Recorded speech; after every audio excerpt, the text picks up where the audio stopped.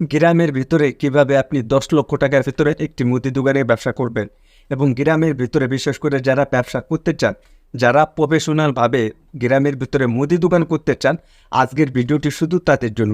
কিভাবে একটি মুদি দোকান করবেন এবং কিভাবে মুদি দোকান করা যায় এবং কাস্টমারের সাথে কিভাবে লেনদেন করবেন, এই ভিডিওতে আমি A to Z বিস্তারিত দেখাবো। তো এরকমই একটি কমেন্ট করছে এক ভাই, বর্তমানে আপনারা স্ক্রিনে দেখতে পাইতেছেন। এই ভাইটা এরকমই একটি কমেন্ট করছে, সে এই কমেন্ট আমি পড়ে শোনাচ্ছি আপনাদেরকে লাইভ স্ক্রিনে প্রমাণসহ, তো আপনারা শুনতে থাকুন। ভাই, আমার কাছে 10 লক্ষ টাকা আছে। আমি গ্রামে একটি মুদি দোকান দিতে চাচ্ছি এবং আমি এখান থেকে মাসে 25,000 টাকা আয় করতে চাই। এই বিষয়ে একটি ভিডিও বানান। তো আপনারা প্রমাণসহ দেখতে পেলেন এই ভাইটা এই কমেন্টটি করেছে। তো আমার কাছে খুব ভালো লাগছে যে এই ভাইটা আমার ভিডিওতে এই কমেন্টটি করছে, আর আমি কোন ভিডিওটা আপলোড করছি সেটা তো আপনাদেরকে দেখাইলাম। রিসেন্টলি আমাকে অনেক ভাইরা কমেন্ট করে থাকে বিভিন্ন ক্ষেত্রে যে ভাই আমি কিভাবে ব্যবসা করব, আমি কিভাবে টাকা ইনকাম করব এবং কিভাবে ব্যবসা করে টাকা ইনকাম করা যায়, মানে A to Z সমস্ত কিছু, এবং গ্রামের ভিতরে আপনি কিভাবে একটি মুদি দোকানের ব্যবসা করবেন। এই ভাইটা 10 লক্ষ টাকার ভিতরে বলছে। যাদের স্বপ্ন অনেক বড় যে আপনি 10 লক্ষ টাকার ভিতরে ব্যবসা করতে চান, আজকের ভিডিওটি শুধু তাদের জন্য। সর্বোচ্চ মনোযোগ দিয়ে দেখবেন। ভিডিওটা একটু লং হবে, তবে এই ভিডিওটি যদি আপনি ফুল দেখেন তাহলে কিভাবে ব্যবসাটা করতে হবে এবং দোকান উঠাইতে এবং আপনি এই মাল উঠাইনে পর্যন্ত এবং কাস্টমারের লেনদেন পর্যন্ত A to Z যদি দেখেন, তাহলে আপনার ভিতরে অনেক কিছু আইডিয়া চলে আসবে এবং আপনার ভিতরে একটু অভিজ্ঞতা চলে আসবে। তাহলে দেখা যেতেছে আপনাকে কাউকে বলতে হবে না যে ভাই আমি দোকানটা দিলাম এবং ব্যবসাটা কিভাবে পরিচালনা করব এবং কিভাবে মালগুলো উঠাবো এবং মালগুলো কিভাবে সাজাতে হবে। এই কোশ্চেনটা এবং এই প্রশ্নটি কাউকে জিজ্ঞাসা করতে হবে না, কাউকে বলতে হবে না। একটু কষ্ট করে 10টা মিনিট সময় অপেক্ষা করুন কিংবা 12টা মিনিট সময় একটু দেখতে থাকুন ভিডিওটা, তাহলে আপনি বুঝতে পারবেন। তো তার আগে বলে নিই, যেহেতু এত কষ্ট করে ভিডিওটা বানাই, যারা কোন পর্যন্ত ভিডিওতে লাইক করেন না, দয়া করে ভিডিওতে লাইক করবেন। নতুন যদি হয়ে থাকেন আমার চ্যানেলটি সাবস্ক্রাইব করে রাখবেন। আপনি যদি আমার চ্যানেলটি সাবস্ক্রাইব করে রাখেন, নতুন নতুন ভিডিও আপলোড করার সাথে সাথে সবার আগে ভিডিওগুলো পেয়ে যাবেন। অলরেডি যারা আমার চ্যানেলটি সাবস্ক্রাইব করে রেখেছেন সবাইকে অসংখ্য ধন্যবাদ। ওকে বন্ধুরা, এখন আমি এই বিষয়টি একদম ক্লিয়ার করার চেষ্টা করব। তো ভিডিওটি শুরু করতেছি। ফার্স্ট টাইমে আসা যাক, যখন আপনি একটি গ্রামের ভিতরে মুদি দোকান দিবেন, আপনার মেনই হচ্ছে জায়গাটা সিলেক্ট করতে হবে। মেন হচ্ছে আপনার লোকেশন যেটা, সেটা আপনাকে বেছে নিতে হবে। অর্থাৎ আপনি দোকানটা দিতে চাইতেছেন এমন জায়গা যেতে ব্যবসাটা এবং বেচা কেনাটা বেড়ে যায়। হতে পারে ওই ভাইটা যেহেতু কমেন্ট করছে নতুন এবং আগে পরে ব্যবসা করছে কিনা সেটা আমি যেহেতু বলে নাই, আমার মনে হয় নতুনই হবে। তারপর আমি বলতেছি, নতুন হোক পুরনো হোক, আমি তারপর বলতেছি যদি আপনার বাড়ির পাশে এরকমটা যদি থাকে যে আপনি আপনার বাড়ির পাশে, অর্থাৎ আপনার রাস্তার সাইডে মেন পজিশন জায়গা, আপনি লোকেশন যেখানে দেখবেন যেখানে মানুষের আনাগোনা এবং মানুষের যাতায়াত করে এবং আপনার গাড়ি যাতায়াত করে, এবং যদি কোনো ভিআইপি লোক আসুক কিংবা কোনো মেহমান আসুক, যাই হোক না কোনো পাড়াপড়শি, সেইখানকার অবস্থায় এরকম সুন্দরভাবে একটি দোকানটা বেছে নেবেন যাতে চতুর সাইডে মানুষ আপনার যাতায়াত করতে আপনার দোকানটা চোখের সামনে পেঁচে যায়। এই জিনিসটা আপনাকে ফলো করতে হবে, মেন এই জিনিসটাই। এই টেকনিকটা যদি দিয়ে আপনি ব্যবসা করতে পারেন, তাহলে সেখান থেকে আপনি হিউজ পরিমাণে টাকা ইনকাম করতে পারবেন।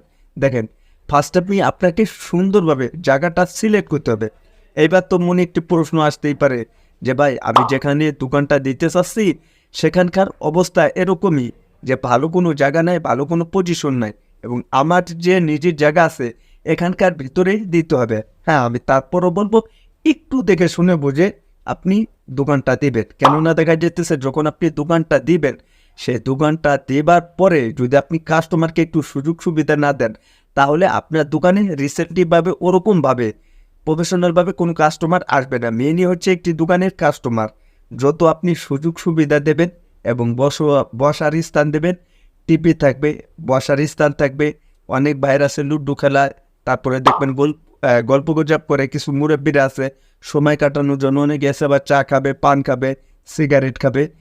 গ্রামগঞ্জে কিছু মানুষ আছে কৃষি কাজ শেষ করে তারপর আপনার দোকানে আসবে, মানে বিভিন্ন ধরনের লোক আপনার আসবে। তো আপনাকে সুন্দরভাবে মেনু হচ্ছে একটি দোকান সিলেক্ট করতে হবে, তারপরে হচ্ছে আপনার বসার স্থান দিতে হবে, আপনার দোকানে সুন্দরভাবে ফ্রিজ থাকতে হবে, এলইডি টিভি থাকতে হবে। বর্তমানে স্মার্ট টিভি ছাড়া দেখা যাইতেছে আপনি যদি দোকানে লাগান এমনি নর্মাল টিভি তাহলে কেউ দেখতে চাইবে না।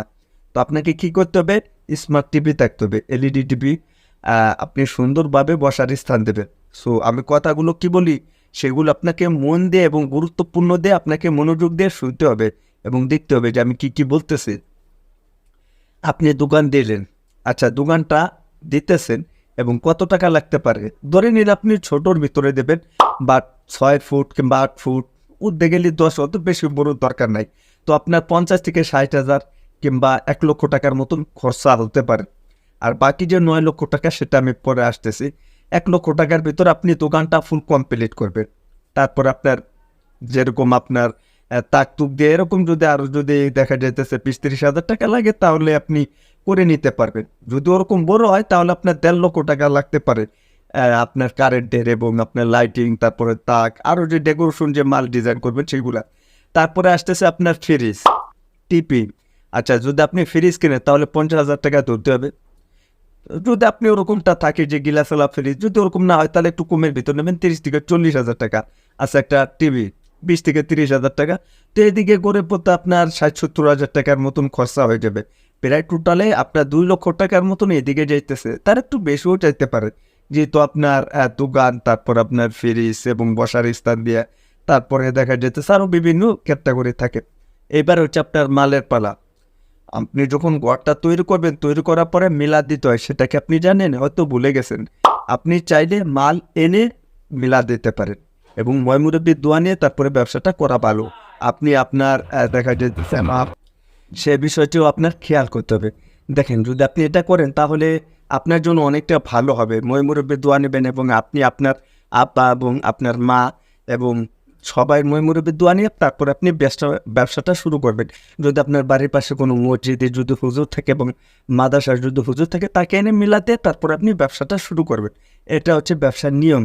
সো মাল আনার ক্ষেত্রে আমি একটু বলি, আপনি চলে যাবেন কোনো একটি পাইকারি দোকানে, অর্থাৎ আপনি যেখানে থাকেন, আপনি যেখানে বসবাস করবেন, আপনি গ্রামগঞ্জে, সেটি তো আমাকে বলে না যে আপনি কোন ডিস্ট্রিক্টের ভিতরে থাকেন। তো প্রত্যেকটা এলাকা, প্রত্যেকটা ডিস্ট্রিক্টের ভিতরে কিছু কিছু পাইকারি দোকান পেয়ে যাবেন। মুদি দোকানে চলে যাবেন, পাইকারি দোকানে আপনি সিলেক্ট করবেন। প্রথম অবস্থায় এরকম সিলেক্ট করবেন। হতে পারে প্রথম অবস্থা আপনার এই বিষয়ে কোনো আইডিয়াই নেই। আচ্ছা যেহেতু এই বিষয়ে আপনার কোনো আইডিয়া নেই, তখন আপনি শুরু থেকে আপনি কীভাবে বুঝবেন যে আইডিয়াটা কীভাবে করতে হবে? তাদেরকে আপনি যে বলবেন যে ভাই শুরু থেকে যেহেতু আমি ব্যবসাটা করব, তাহলে দেখা যেতেছে প্রথমত আপনি 5 লক্ষ টাকা মালের কথা বলবেন। ঠিক আছে, 5 লক্ষ টাকার কথা বলবেন, যে আগেই বলবেন না যে আমার এত টাকার ভিতর মাল দিতে হবে। তাহলে দেখা যেতেছে তারা আপনাকে কি করবে, টাকা নিয়ে তারপরে রেটটা একটু বেশি ধরতে পারে, কিংবা যদি কিছু অনেক দিনের পুরনো কিছু মাল থাকে তাহলে সেগুলো দিয়ে দিতে পারে। তো আপনাকে আস্তে আস্তে দোকানে মালগুলো উঠাইতে হবে।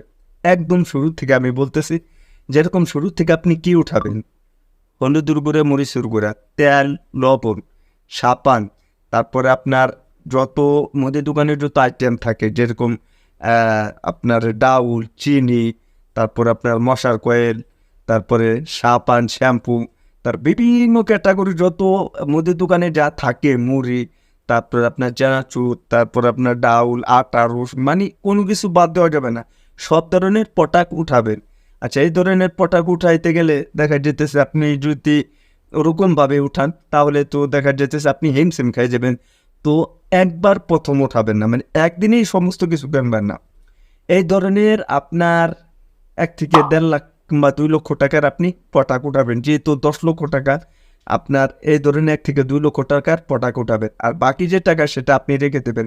কী উঠাইতো আমি সেগুলো বলতেছি, ব্যবসার নিয়মই হচ্ছে এটা। তো 1 থেকে 2 লক্ষ টাকার এই ক্যাটাগরি মাল উঠাবে। আর ভিন্ন ক্যাটাগরি হচ্ছে আপনার হোলসেলের দোকান। হোলসেলের বিষয়টি অনেক বাইরে আছে, ক্লিয়ার না।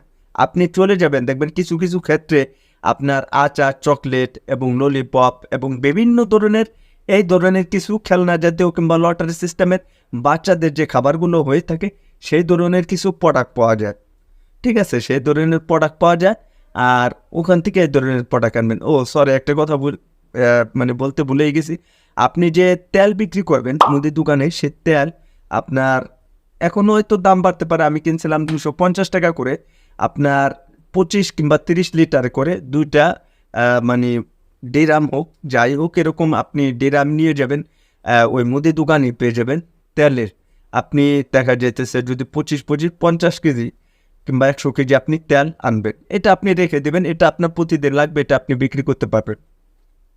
তারপরে আপনি চাইলে মুদি দোকানের পাশাপাশি আপনি কাঁচামালও বিক্রি করতে পারেন, যেরকম হতে পারে আপনার সবজি জাতীয় আটা, যেরকম আলু, তারপর আপনার পটল, কাঁচামরিচ, এই ক্যাটাগরির কিছু কাঁচামালও আপনি রাখবেন, যেহেতু আপনি নতুন দোকান দিচ্ছেন। বাট আর বাচ্চাদের যে আইটেমগুলো বলছি সেটা আপনি কোনো একটি পাইকারি দোকানে চলে যাবেন, বাট আপনি তাদেরকে বলবেন যে আমি আচার, চকলেট, ললিপপ, তারপরে বিভিন্ন বাচ্চাদের যে আইটেমগুলো থাকে খাবারের জিনিস, আমি সেই সমস্ত দোকানটা যাইতে চাই, বাট সেখানকার দোকানে আমি যে এই ধরনের প্রোডাক্ট, তাহলে আপনি সেখানে চলে যাবেন। আচ্ছা, কয়টা হইতে গেল দেখেন, মুদি দোকানের প্রত্যেকটা প্রোডাক্ট আপনি কিনবেন, তারপরে বাচ্চাদের যে আইটেমগুলো সেগুলো আপনি কিনবেন। আচ্ছা, কেনার পরে আপনি আপনার দোকানে চলে যাবেন। আচ্ছা, এবার তো আপনি আপনার দোকানে চলে গেলেন, আবার কোম্পানির কিছু গাড়ি আসে, আপনাকে এসে মালও দেওয়া যাবে, সেখান থেকে আর কিছু মাল রাখবেন, একটু যাচাই বাছাই করে নেবেন। কোম্পানির সুযোগও আছে, আবার বাড়তি টাকাও নেয়, 2 টাকা করে বাড়তেও নেয়, সেগুলো আপনার একটু যাচাই বাছাই করে কোম্পানির মালও রাখবেন। আর সুন্দরভাবে যখন সমস্ত প্রোডাক্ট রাখা হয়ে যাবে, আপনি মিলাদ দিয়ে তারপর আপনার মালগুলো সমস্ত কিছু আপনার দোকানে সুন্দর করে সাজাবেন। সাজানোর পরে এক একটা সিস্টেম, দোকানটা এত ডেকোরেশন এত সুন্দর করে করবেন যাতে মানুষে চেয়ে থাকে। সমস্ত কাজবাজ যখন কমপ্লিট হয়ে যাবে, কাস্টমারের পালা, শুরু থেকে কাউকে বাকি দেবেন না, এটা আমি একদম অনুরোধ করে বলতেছি। আপনার আত্মীয় হোক, আপনার কাছের লোক হোক, ভাই বেরাদার, বন্ধুবান্ধব যেই হোক, একদম শুরু থেকে কাউকে বাকি দেবেন না, ডাইরেক্টলি বলতেছি। অনেকে আবার প্রশ্ন করতে পারেন আমার দোকানের আশপাশে আরও দোকান আছে, যদি আমি বাকি না দিই তাহলে কাস্টমার ওখানে চলে যাবে। হ্যাঁ, প্রথম অবস্থায় কয়েকদিন আপনাকে বাকি দেওয়া যাবে না, নগদ টাকায় বিক্রি করবেন, তারপর না হয় আপনি বাকির চিন্তা ভাবনা পরেটা আপনি করবেন। ব্যবসার নিয়মই হচ্ছে এটা, শুরু থেকে কাউকে বাকি দেওয়া যাবে না, ডাইরেক্টলি আমি বলতেছি। তো এরকমভাবে যদি আপনারা ব্যবসা করেন, কিংবা যে ভাইটা আমাকে বলছে, আমি আসলে বিষয়টি তাকে এই 12 মিনিটের বিষয়টির ভিতরে আমি বোঝাইতে পারলাম। তারপরেও যদি কোনো বোঝার সমস্যা হয়, অবশ্যই এই ভিডিওর নিচে কমেন্ট করতে পারেন যে কোন বিষয়টা আপনি বুঝলেন না। আমি যথেষ্ট পরিমাণে আপনাদেরকে বোঝানোর চেষ্টা করছি, এবং গ্রামের ভিতরে বিশেষ করে যারা ব্যবসা করবেন, আমি সেই বিষয়টি একদম ক্লিয়ার করার চেষ্টা করছি। ভিডিওটি যদি ভালো লেগে থাকে অবশ্যই ভিডিওতে একটি লাইক করবেন, নতুন হলে চ্যানেলটি সাবস্ক্রাইব করে আমাদের এই সাথেই থাকবেন। আর আপনি এই ভিডিওটি আপনার বন্ধুদের মাঝে বেশি বেশি শেয়ার করবেন, তারা দেখে যেহেতু অনেক কিছু জানতে পারে, বুঝতে পারে এবং শিখতে পারে। তো বন্ধুরা, আজকের এই ভিডিওটা এখানে শেষ করে দেবো। সবাই ভালো থাকবেন, সুস্থ থাকবেন, পরবর্তী ভিডিওতে দেখা হবে। আল্লাহ হাফেজ।